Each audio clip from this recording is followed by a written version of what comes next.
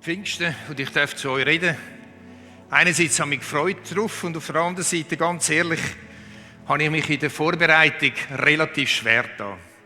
Aus zwei Gründen. Erstens habe ich die Bibel durchforscht nach dem Heiligen Geist und es ist mir so ein Reichtum, so eine Menge entgegengekommen, dass ich irgendwie fast nicht mehr können. Das Zweite, warum das schwierig ist, das erzähle ich am Schluss der Predigt. Aber weil es so viel gibt über den Heiligen Geist, habe ich gedacht, ich mache heute Morgen mal ein Feuerwerk. Ich weiss nicht, ob man das macht in einer Predigt. Vielleicht predigt man auch anders. Ich tue verschiedene Arten predigen. Aber ich mache mit euch heute ein Feuerwerk. Aber alles von Anfang an. Jesus zu seinen Freunden, wo es darum gegangen ist, Abschied zu nehmen. Wo er die Jünger darauf vorbereitet hat, seine Freunde, dass er gleich zum Vater geht, sagt er Folgendes, Johannes 16, Vers 5 bis 6. Aber jetzt gehe ich zu dem, der mich gesandt hat. Doch glaubt mir, es ist gut für euch, dass ich weggehe, denn wenn ich nicht von euch wegginge, käme der Helfer nicht zu euch. Wenn ich aber gehe, werde ich ihn zu euch senden. Jesus sagt also zu seinen Freunden, es ist gut, dass ich gehe, ihr könnt froh sein, ihr könnt dankbar sein, ihr könnt jubeln. So zum Jubeln war er nicht zu Mut gewesen, weil ich schicke euch etwas Besseres. Ich schicke euch den Heiligen Geist, der vervielfältigte Jesus. Als er dann zum Vater aufgefahren ist, hat er seine Freunde angewiesen, bevor er aufgefahren ist, dass sie in Jerusalem sollen bleiben, bis der Heilige Geist ausgegossen wird. Und 50 Tage nach Ostern, Pessach im Hebräischen, 10 Tage nach der Himmelfahrt, ist das jüdische Fest Shavuot. Da ist gefeiert worden in Jerusalem, ein riesiges Fest und die Stadt packt voll von Glaubenstouristen, von Pilgern, von Leuten, die gewesen sind. Und in dem grossen Fest, wo die Stadt so packend voll war, ist der Heilige Geist ausgegossen worden. Wir lesen da in der Apostelgeschichte Kapitel 2. Auch an diesem Tag, also Shavuot, waren sie alle wieder am selben Ort versammelt. Plötzlich setzte vom Himmel her ein Rauschen ein, wie von einem gewaltigen Sturm. Das ganze Haus, in dem sie sich befanden, war von diesem Brausen erfüllt. Gleichzeitig sahen sie so etwas wie Flammenzungen, die sich verteilten und sich auf jeden einzelnen von ihnen niederließen. Alle wurden mit dem Heiligen Geist erfüllt und sie begannen in fremden Sprachen zu reden. Jeder sprach so, wie der Geist ihm eingab. Das, was wir heute Pfingsten nennen, ist, was das erste Mal Pfingsten war, ein gewaltiges Erlebnis, das auf die ganze Welt nachher ausgestrahlt hat. Aber die Frage ist jetzt der Heilige Geist erst jetzt gekommen, mit Pfingsten vor knapp 2000 Jahren oder schon voran? Der Heilige Geist ist schon immer da gewesen. Auch im Alten Testament lesen wir vom Heiligen Geist. Aber der Unterschied zu Pfingsten war, dass im Alten Testament der Heilige Geist für gewisse Aufgaben, bestimmte Aufgaben, auf bestimmte Menschen gekommen ist, um sie zu begaben für die Aufgaben. Und mit Pfingsten im Neuen Testament ist der Heilige Geist gegeben worden, ausgegossen worden für alle, die Jesus Christus nachfolgen. Ich habe mich entschieden, euch heute mitzunehmen ins Wesen und vom Wirken vom Heiligen Geist. Vielleicht geht es euch wie mir, dass euch durch diese Predigt einmal die Tiefe und Breite vom Heiligen Geist bewusst wird. Weniger einzelne Sachen von seinem Wesen und von seinem Wirken, sondern mehr Tiefe und Breite und kann euch vielleicht begeistern, nochmal neu mit dem Heiligen Geist im Alltag zu rechnen, wie es mir gegangen ist. Ich fange an mit dem Wesen und dem Wirken vom Heiligen Geist im Ersten oder Alten Testament. Im 1. Mose Kapitel 1 steht, und der Geist schwebte über dem Wasser.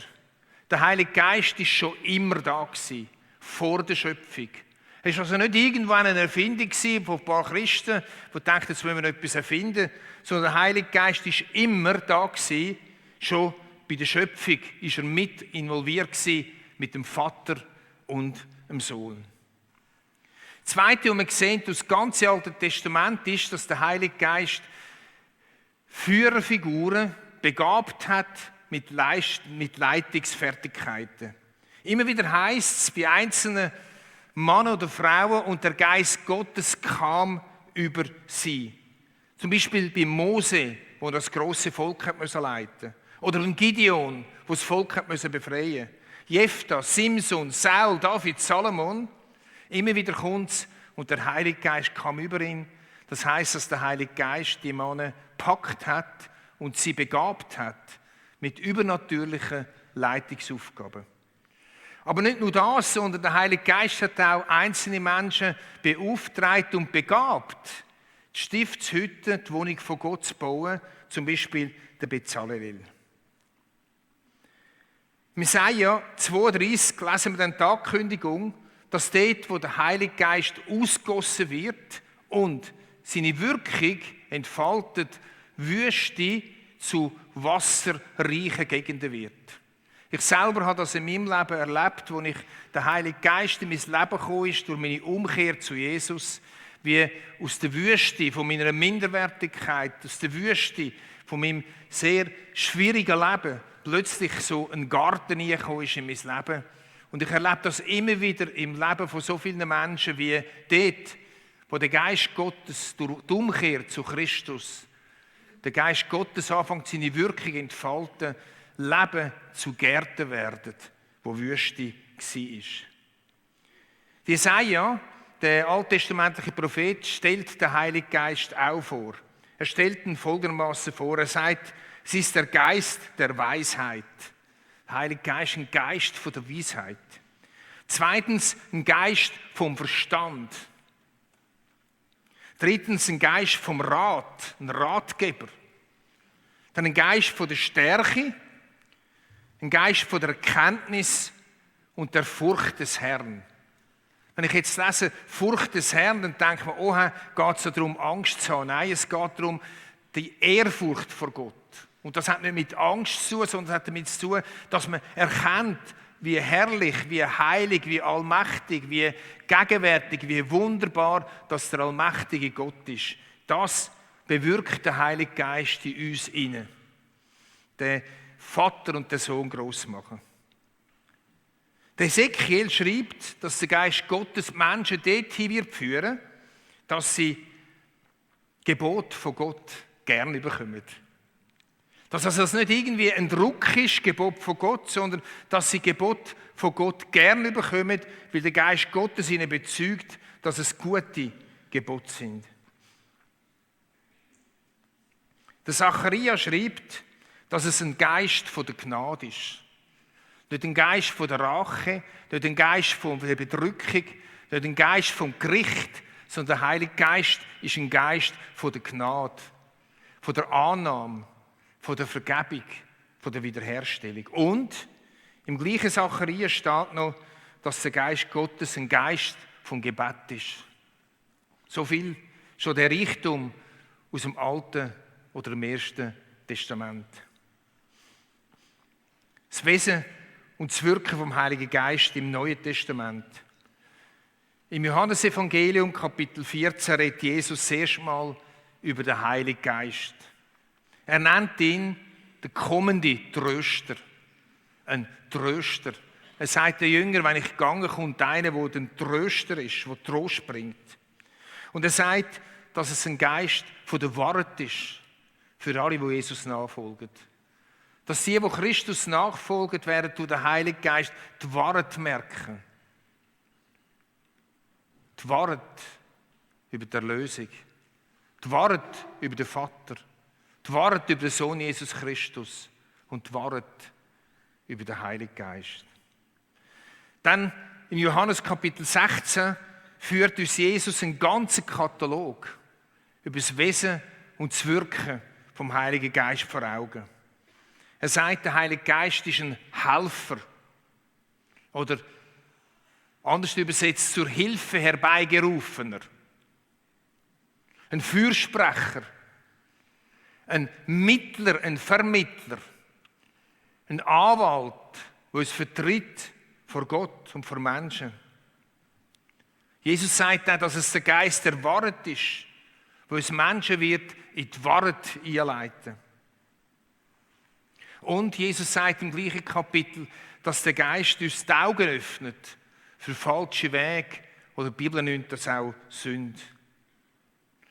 Der Geist Gottes im gleichen Abschnitt heisst, dass er auch uns Gerechtigkeit von Gott zeigt und die Realität von einem Gericht. Und schlussendlich in dem gleichen Abschnitt sagt Jesus noch, dass der Heilige Geist den Vater und den Sohn verherrlicht. Das war für mich etwas ganz zentral gewesen, immer wieder in meinem Leben. Immer wieder habe ich gebetet und gesagt, Geist Gottes, lass mich den Vater und den Sohn erkennen. Lass mich erkennen, wer das ist. Lass mich erkennen, die Herrlichkeit, die Grösse, die Grossartigkeit, die Souveränität vom allmächtigen Gott erkennen. Im Lukas Kapitel 12 verspricht uns der Heilige Geist, dass dort, wo Menschen wegen dem Glauben unter Druck kommen, und in seiner Zeit sind sehr viele Menschen unter Druck gekommen, auch in der heutigen Zeit weltweit hat es eine grosse Verfolgung von aktiven Christen in verschiedenen Ländern. Er verspricht, dass wir uns nicht sorgen müssen, wenn wir unter Druck kommen wegen dem Glauben, sondern dass der Heilige Geist uns lehrt, was wir sagen sollen. Im Johannes Kapitel 7 sagt Jesus dann, dass eine der Auswirkungen vom Heiligen Geist ist, dass für die den Heiligen Geist haben, dass von ihnen, wenn der Heilige Geist in ihnen wirkt, wenn er in uns Platz hat, wenn er in uns kann sich ausbreiten, wenn er uns führen und leiten kann, dass dann von uns Ströme vom lebendigen Wasser zu anderen gehen. Dass dann Ermutigung zu Menschen kommt, die wir kennen und unterwegs sind. Dass dann nicht mehr das Negative kommt, sondern dass etwas Positives, eine positive, fast kann ich sagen, Ausstrahlung kommt zu den Menschen, weil durch den Heiligen Geist, der in ihnen wirkt, die Ausstrahlung kann aktiv werden. In Matthäus Kapitel 4 erleben wir etwas Besonderes. Wir erleben, wie Jesus vom Heiligen Geist in die Wüste geführt worden ist, um dort versucht zu werden. Das hat schon viele Fragezeichen gegeben. Ich bin auch in meinem Leben überzeugt, auch in meiner Erfahrung, dass der Heilige Geist kann führen in Versuchungen hinein, die uns stärker machen. Versuchungen wie Prüfungen. Aber der Heilige Geist versucht nie. Es war ja Satan, der versucht hat. Aber Jesus ist vom Heiligen Geist in Versuchungen eingeführt worden. Im Römerbrief Kapitel 8 lesen wir, dass der Heilige Geist uns in der Schwachheit aufhilft. Dass er einer ist, der aufrichtet. Einer ist, der der Schwachheit mit uns ist. Und dass er von Gott für uns eintritt. Es geht noch weiter. In dem Durchgang, in dem Blumenstrauß im 2. Korintherbrief steht, wo der Geist Gottes ist Freiheit. Wenn der Geist Gottes wirklich sich entfalten in unserem Leben, kommt Freiheit rein. Das ist keine Enge. Da können auch Gebundenheiten frei werden. Man kann schnaufen. Leben könnte sich entfalten, da wo der Geist Gottes wirksam wird.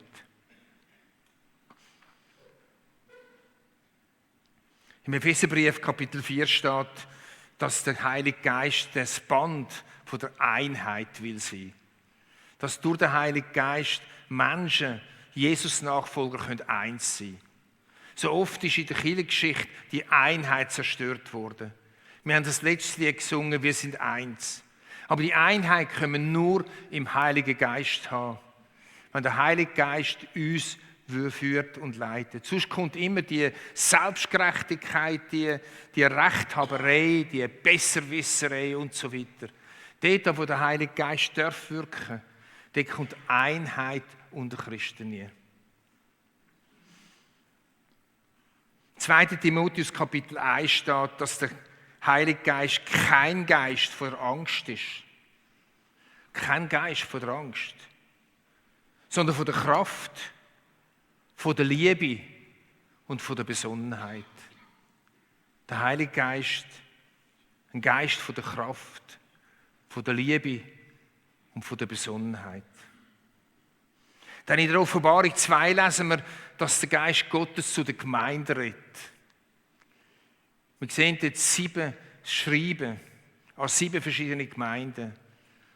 Und wir lesen, der Geist Gottes sagt. Wie der Geist Gottes zu der Gemeindeleitung redet. Und das ist etwas, wo wir auch als Aufgabe haben, als Menschen, die in dieser Kirche Teil sind, dass wir beten für unsere Gemeindeleitung. Dass der Geist Gottes zu ihnen redet. Und dass sie den Geist Gottes hören und so geführte Menschen sind. So schnell passt einem vielleicht etwas nicht in der Kirche. So schnell kann man vielleicht etwas kritisieren.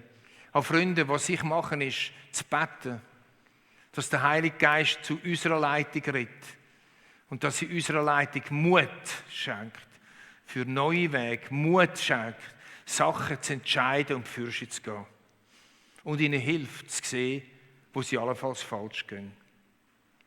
Dann in der Offenbarung 22, das ist fast der letzte Vers in der Bibel, steht, dass der Geist Gottes zusammen mit denen, die Jesus nachfolgen, ruft, komm. Der Geist Gottes ruft Menschen, die Durst haben in ihrem Leben, steht dort. Zusammen mit denen, die Jesus nachfolgen, ruft er, komm. Komm zu dem Jesus. Komm zu dem, wo das Wasser vom Leben ist.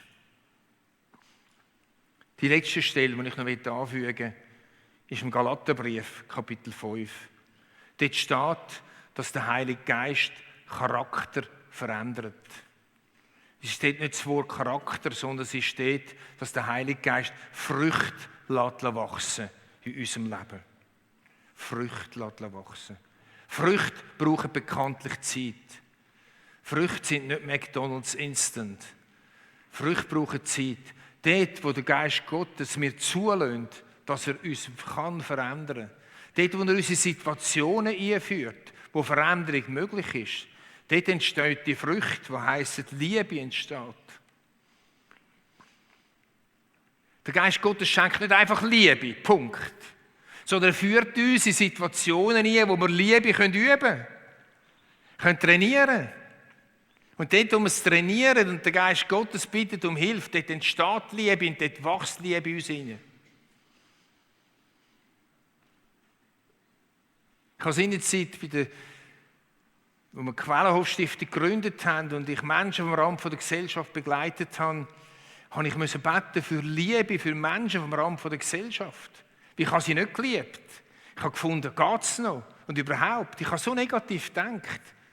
Und Gott hat mir so viele Menschen angestellt und ich kann beten, dass der Heilige Geist dich die Menschen anfangen zu lieben und es hat funktioniert. Aber wenn ich manchmal ans Limit gekommen bin, die nächste Frucht ist Freude. Freude kann entstehen. Frieden, innerer Frieden.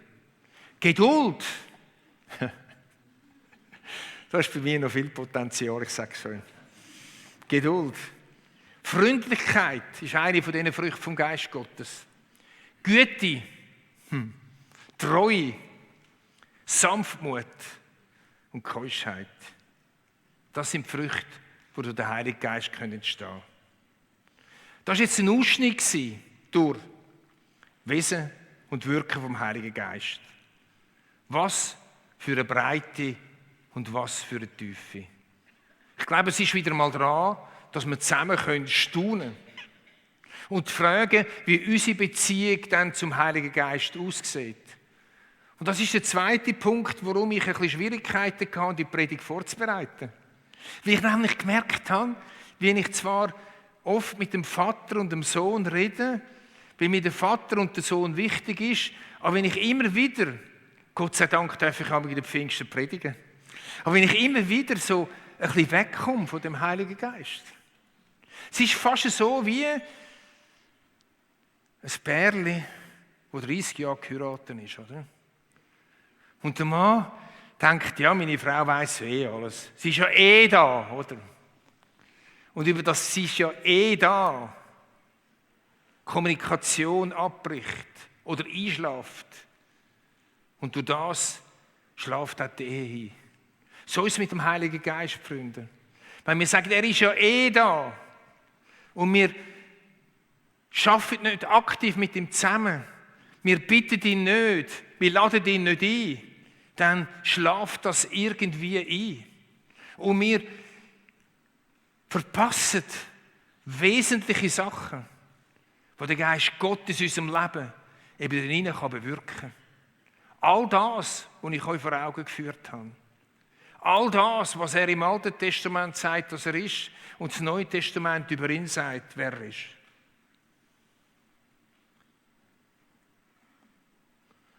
Könnte es auch sein, dass, weil wir den Heiligen Geist einfach so ein bisschen ignorieren manchmal, ein Teil von uns ihn ignoriert, dass man den Heiligen Geist durch das dämpft? Im Thessalonikerbrief steht, den Geist dämpft nicht. Der Heilige Geist ist sensibel. Er ist die dritte Person von der Gottheit. Er ist eine Person. Und wir können den Heiligen Geist dämpfen. Jesus sagt sogar, alles, was wir sprechen gegen den Sohn, wenn wir Jesus verurteilen, wenn wir schlecht reden über Jesus, wenn wir schlecht reden über den Vater, das kann uns vergeben werden. Aber dort, wo wir den Geist Gottes verurteilen und ablehnen, dort sagt er, sind Sachen, die nicht vergeben werden können. Könnte es sein, dass wir mit dieser Ignorierung, teilweise Ignorierung vom Heiligen Geist, einiges verpassen in unserem Glaubensleben einerseits und andererseits ihn eben auch dämpfen. Im Epheserbrief steht, lasst euch vom Geist erfüllen. Wenn es steht, lasst euch vom Geist erfüllen, gibt es also ein Voll mit Heiligen Geist und es gibt ein Leer mit Heiligen Geist. So wie die Elisabeth oder die Maria voll vom Heiligen Geist sind. Oder wie es von verschiedenen Aposteln auch genannt wird, dass sie voll des Heiligen Geistes sind. Gibt es auch ein Leer. Oder ein Halbleer. Oder ein Viertelleer. Oder ein 90% Leer. Von Jesus heisst, dass er die unbegrenzte Fülle vom Geist Gottes gehabt hat. Wenn es also eine unbegrenzte Fülle gibt, so gibt es auch begrenzte Fülle. Freunde, ich möchte euch heute Morgen einfach lustig machen. Wenn du noch nicht mit Jesus Christus unterwegs bist, möchte ich dich einladen, mit dem Jesus ein Leben anzufangen. Dein Leben dem Jesus anzuvertrauen und so den Heiligen Geist überzukommen. Und wenn du den Heiligen Geist vernachlässigt hast, irgendwo hineingeschoben hast, irgendwo vergessen hast, so möchte ich dich einladen, ihn um Vergebung zu bitten. Und dich nochmal ausstrecken nach dem Heiligen Geist, dass er dich führen und leiten kann, dass er mit dir unterwegs sein kann. Dass er mit dir aus Wüste ein fruchtbares Leben machen kann. Damit die Früchte, die bei dir noch unterentwickelt sind im Leben, können entstehen und wachsen. Damit er, das, was du vielleicht brauchst, dein Tröster kann sein, dein Begleiter. Damit er für dich, wo du dich selber vielleicht verurteilst, ein Stück weit für etwas, was du gemacht hast, ein Geist von der Gnade wird. Damit, weil dein Bett schwerfällt, dass er ein Geist vom Gebet wird für dich.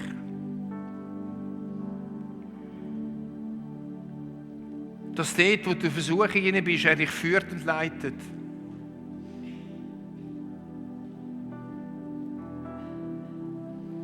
Dass dort, wo du durstig bist, er dich zu Jesus ruft und nicht irgendwo sonst hin. Dass er ein Geist von der Liebe wird in deinem Leben. Das wünsche ich dir von ganzem Herzen. Ich möchte beten und bitte euch dazu aufzustehen.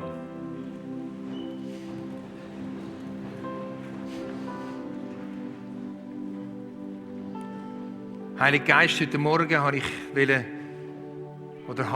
nur wollen, sondern ich habe es gemacht.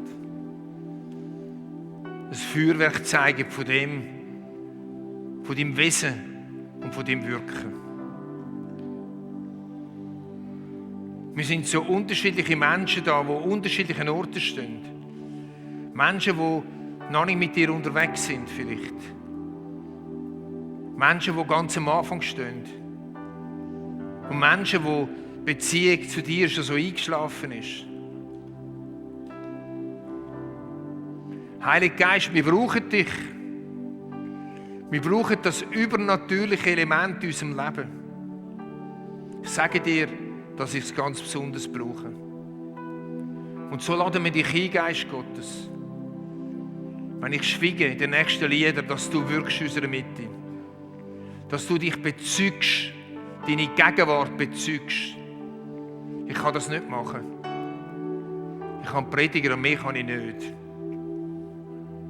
Und wenn du es nicht bezeugst, sind meine Worte leer. Und für die einen vielleicht sogar hohl.